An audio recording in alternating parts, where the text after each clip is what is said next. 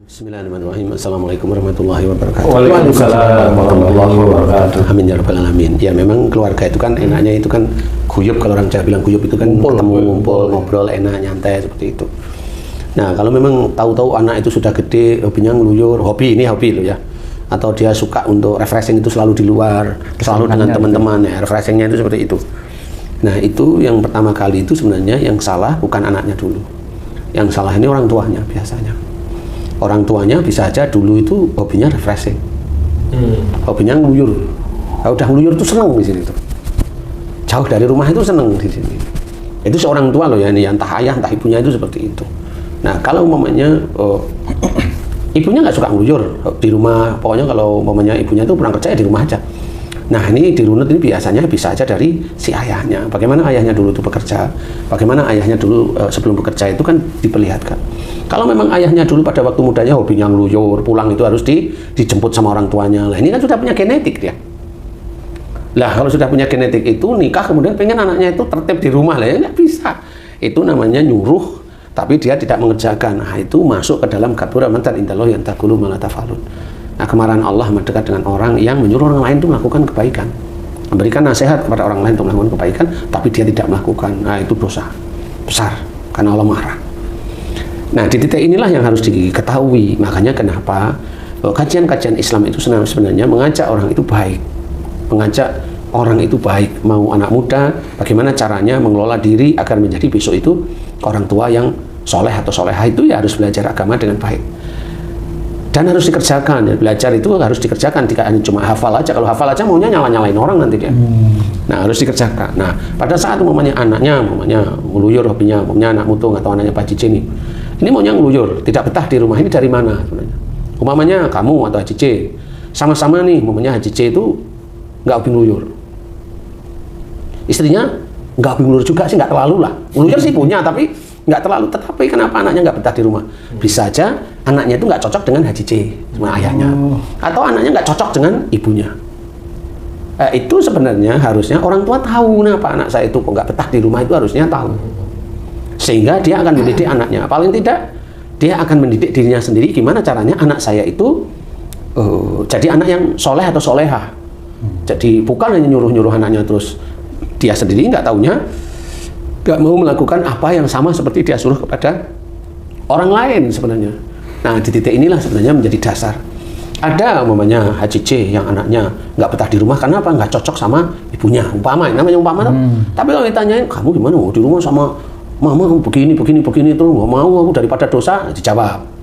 Nah, nanti ibunya dikasih tahu sama Haji C, kamu itu sama anak gini. Masa orang tua suruh nurut sama anak kan gitu? Lah kan salah semua jadinya. Nah, disinilah pentingnya muhasabah itu harus dikerjakan, difahami.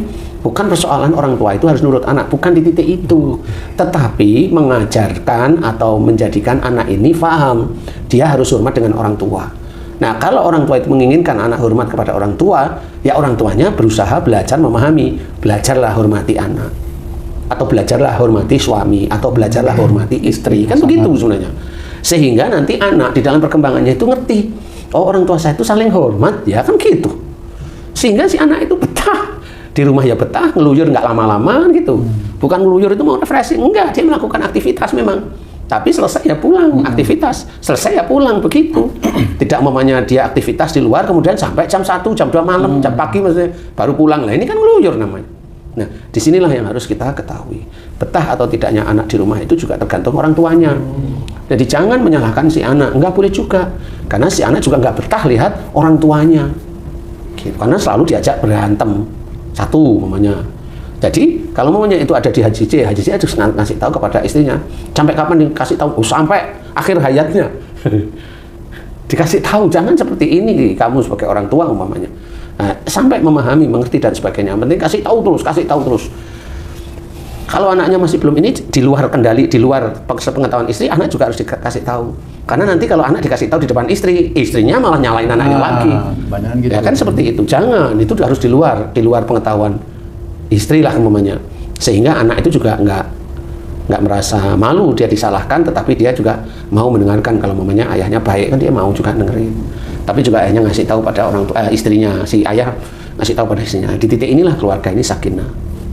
sebenarnya. Nah, itu juga ujian. Keluarga ini menjadi ujian. Ya, si istri menjadi ujian suami, anak menjadi ujian suami. Bagi istri, anak juga ujian bagi si istri, ibunya, dan suami juga ujian bagi istrinya. Bagaimana kalau suami memberi nasihat, dia nurut apa enggak? Nurut waktu itu sehari, 2 hari, hari ketiga lupa lagi. Kan begitu. Nah, di titik inilah harusnya difahami. Ujian demi ujian harus diselesaikan. Kecuali kalau mamanya, ini kalau Haji C, mamanya kamu punya anak, bukan hobi ngeluyur. Memang sering ngeluyur kan gitu ya. Kenapa? Macam-macam di sini. Bisa aja kamu dulunya memang hobinya ngeluyur. Nah, itu Pak Ustadz, berarti kan ada 2 hal nih. Yang pertama lewat genetik, dari kecil terus ikut terus sudah masuk ke tubuh anak, atau lingkungan keluarga itu sendiri. Gitu, itu yang pertama dari genetik. Iya. Yang kedua, orang tua berantem terus ya. Jengkel anaknya nanti lama-lama. Bosan dia dengar, ini orang tua aku berantem mulu kan, ya pergi dia lama-lama. Kayaknya saya dari genetik nih Pak Ustadz. Yang mana genetik yang mana? Dulu kayaknya sih hobi saya juga gitu tuh. Hobinya ngeluyur. Kalau tapi anak saya sekarang sebenarnya bukan ngeluyur Pak Ustadz. Dia sudah tertib sekarang, alhamdulillah. Ya, alhamdulillah. Alhamdulillah bisa tertib. Ya, berarti harus gimana itu? Saya nih berarti yang salah ya Pak Ustadz ya? Enggak sih. Nggak boleh nyalain ke atas lagi itu kan, nggak boleh. Ya, nggak boleh. Karena kan situasinya kayak anak ini. Ya sebenarnya pertanyaan saya hanya satu. Oke, kamu mau nyalain ke ayahmu sama ibumu. Saya mau tanya, ayahmu sama ibumu hobi ngeluyur nggak? Ya udah berhenti, nggak usah. Ada. Yang mana ada? Yang ibu. Yang ibu ngeluyur gimana nih? Ini ngeluyur atau wisata? Saya beda. senang wisata. Wisata itu kan ngajak keluarga, kan beda sudah. Kadang dia nggak ngajak keluarga. Terus ngeluyur sendiri gitu? Sama teman-temannya.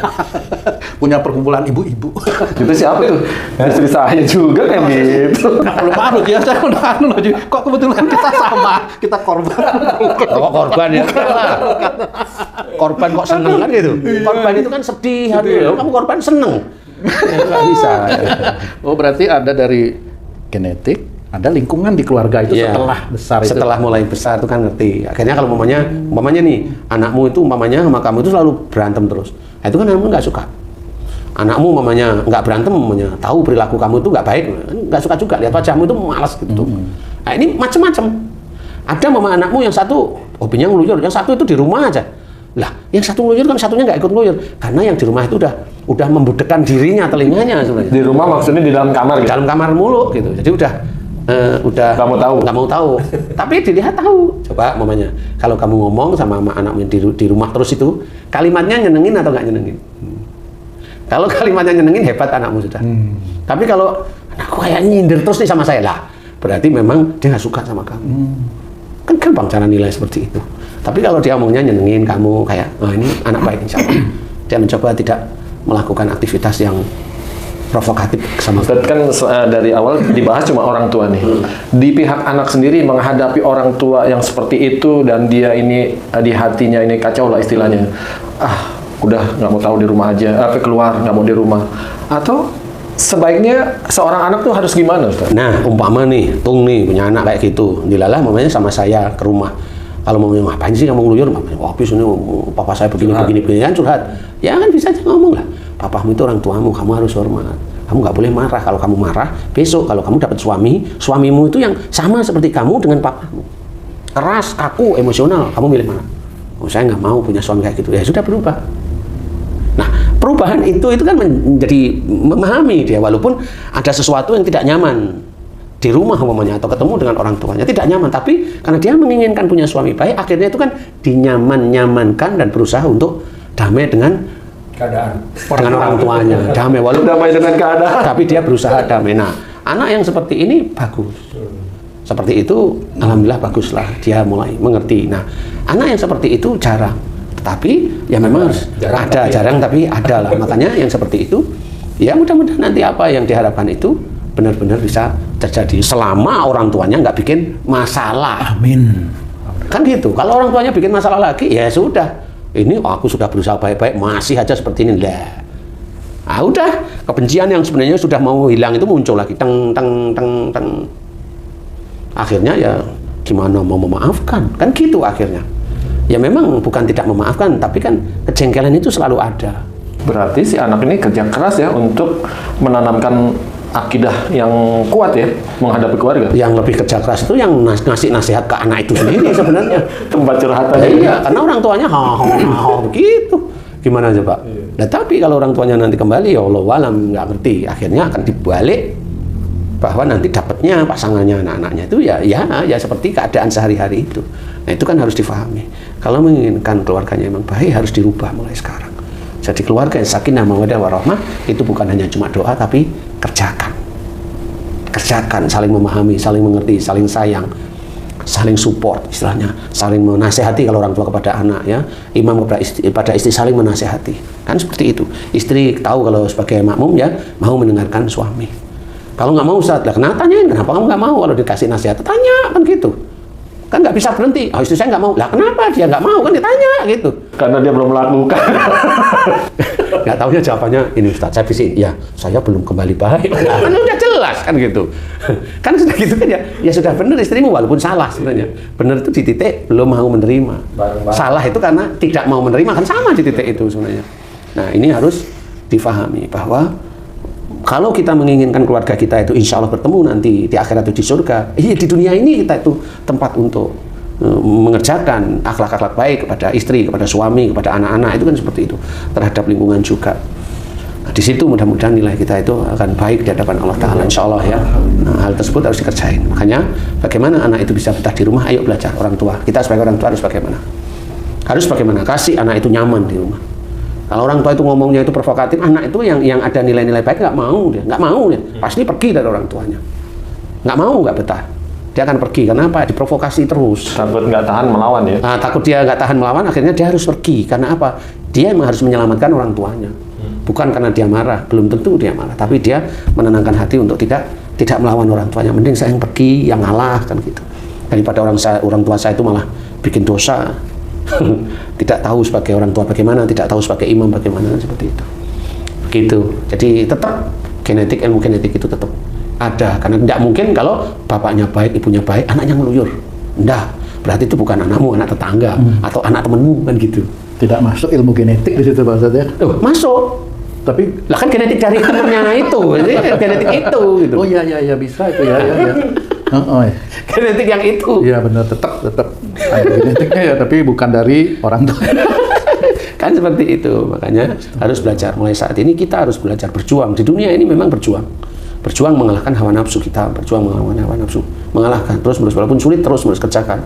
Apa saja, bicara yang baik. Kalau ada pembicaraan orang lain tidak baik, belajar untuk tenang, belajar untuk tidak menjawab, belajar untuk tidak seperti ini. Karena orang itu nggak tahunya saudara kita, jadi belajar untuk tenang.